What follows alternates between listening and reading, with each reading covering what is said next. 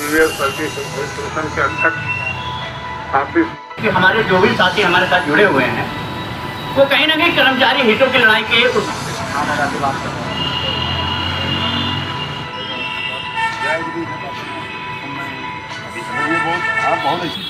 हमारी जो कर्मचारियों की शिक्षकों की समस्याएं हैं उससे हमें अवगत कराने का आदेश हुआ था। उसी के अनुपालन में आज उत्तर प्रदेश के भी विभिन्न जिलों में ये कार्यक्रम हो रहा है और उत्तर प्रदेश की राजधानी लखनऊ में हम ये कार्यक्रम आज यहाँ सभा करके माननीय प्रधानमंत्री महोदय एवं माननीय मुख्यमंत्री महोदय को ज्ञापन हम सौंपेंगे। हमारी मुख्य मांगों में हमारी पुरानी पेंशन है, हमारा जो सुप्रीम कोर्ट द्वारा आदेश करा गया है पुरानी पेंशन सेवाएं जोड़कर देने का वो मुद्दा है। हमारे एपीएस के कर्मचारी हैं उनको पुरानी पेंशन देने की बात है। इसके साथ ही एक सबसे बड़ी विडंबना है, हमारा एक देश एक जीएसटी, एक देश एक चुनाव, फिर एक देश में 3 तरह की पेंशन क्यों?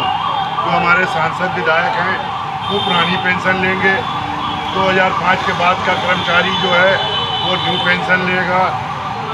उसके बाद सरकार अब एक यूपीएस लाई है, पेंशन स्कीम लाई है कि अब एनपीएस को यूपीएस में परिवर्तन किया जा रहा है।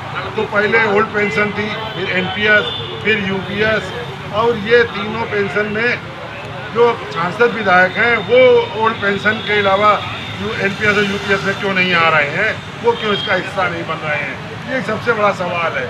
इसी तरह जो कॉरपोरेट घराने हैं 18 लाख करोड़ इनका राइट ऑफ किया गया है, जबकि हमारे किसानों का 1000 से लेके रुपए भी राइट ऑफ सरकार नहीं कर रही है।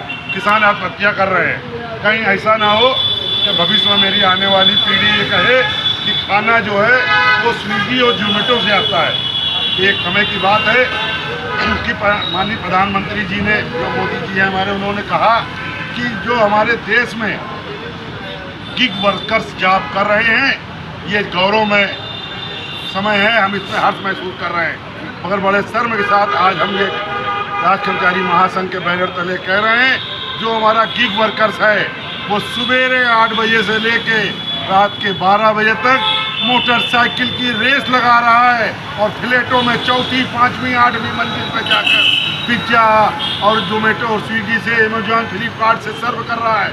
उसकी लाइफ क्या है? और जो उसने 1 लाख रुपए की बाइक खरीदी होगी 3 साल की किस्तें देने के बाद, उसकी वो एक बाइक की किस्त भी अदा करने के बाद उसकी बाइक की कीमत नहीं बचेगी। ये उसकी स्थिति है। दूसरी तरफ जो कॉरपोरेट घराने जो प्राइवेट जॉब दे रहे हैं उन जॉब में जानकारी हुई है कि 3 बार से ज़्यादा वॉशरूम में जाना मना है, 3 बार से ज़्यादा पानी पीना मना है। इसके साथ ही आप ये मेट्रो देख रहे हैं, आप ये मॉल खुल गए हैं, इन मॉल में जो वर्कर्स काम कर रहे हैं उन वर्कर्स के बैठने की व्यवस्था नहीं है। 14 से 16 घंटे उनको खड़े होकर जो ये जॉब करनी है, ये बहुत ही शर्म की बात है। हमारे देश में लोग MBA करके 10-10, 20-20 लाख रुपए खर्चा करने के बाद यदि इस तरीके की जॉब उनको मुहैया कराई जा रही है जिसमें उनको आराम करने के लिए व्यवस्था नहीं है, तो ये बहुत शर्म की बात है। आज अपने मंच के माध्यम से हम ये कहना चाहते हैं कि उत्तर प्रदेश की सरकार हो, भारत सरकार को इस पर विचार करना चाहिए और जिस प्रकार से आशा बहुएं, आंगनबाड़ी, रसोइया, अनेकों महिलाएं राष्ट्रीय कार्यक्रमों में लगी हैं, उनको 2000, 4000 और 6000 जो मानदेय मिलता है वो भी 6-6 महीने तक नहीं दिया जाता है, उसको देने की व्यवस्था की जाए। संविदा आउटसोर्सिंग पर जो व्यवस्था बनाई जा रही है, 6 लाख संविदा आउटसोर्सिंग के कर्मचारियों के बारे में उसमें कुछ भी नहीं कहा गया है। इस पर सरकार विचार करे, उनको आउटसोर्सिंग संविदा को नियमित करे, मिनिमम 26,000 से 30,000 का वेतन दे, उनको पेंशन, ग्रेजुटी, उनको फंड की व्यवस्था करे। इन्हीं सब बातों के साथ हम आपके चैनल के माध्यम से कहना चाहते हैं कि आज के बाद भी सरकार हमारी आवाज़ तो नहीं सुनेगी तो मजबूर होकर हमको सड़कों पर उतरने के लिए राज्य कर्मचारी, शिक्षक, पेंशनर्स और आउटसोर्सिंग संविदा और रसोइया, आंगनबाड़ी, आशा वही वो आएंगी तो उसकी जिम्मेदारी सरकार की होगी। जय हिंद, जय श्री राम।